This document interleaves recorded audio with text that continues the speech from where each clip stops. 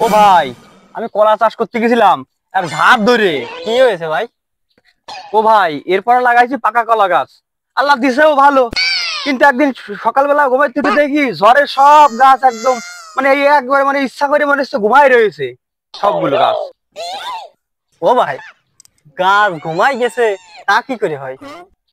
ও ভাই, ঝড়ে ঝড়ে গাছগুলো একদম সকালবেলা মনে হচ্ছে কি কষ্ট করে আইমো দিয়ে শুয়ে রয়েছে। ইস, তাহলে তো ভাই আপনার বিরাট বড় ক্ষতি হয়ে গেছে। ও ভাই, আমার তেমন কোনো লাভ হয়নি। লাভ জাগে রয়েছে ওই যে মহিলারা গরু ছাগল পোষে, ওই তারা গাছ একবারে সেই গাছ সহ পাতা পুতি ঠাপায় একদম সব বাইন্দে নিয়ে চলে গেছে বাড়ি।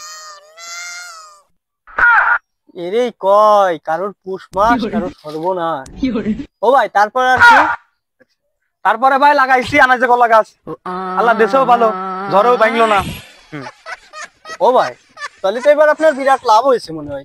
তারপরে ভাই ওই যে শীতকালে কান পড়ছে, ওই শীতকালে কি কলা মানুষ খায়? ও ভাই, তা শীতকালে তো এ কলা কেউ খায় না, কাইটে চুলি পাকবে না নে? ও ভাই, তাহলে এক কাজ করেন, এই যে কয় কান আছে বাগানে কলা আপনারা কাইটে দিয়ে দিচ্ছি।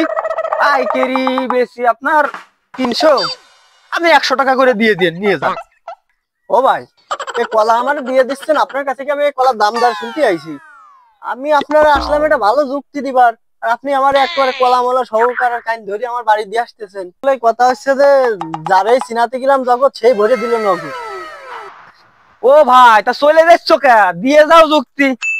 আল্লাহর আগল পাগল কোন জীবনে মনে হয় মাটিতে কোন 14 পুরুষ ওখানে মাঠে যায়নি। রাজার বংশ রাজা আইসে আমার যুক্তি দিতি।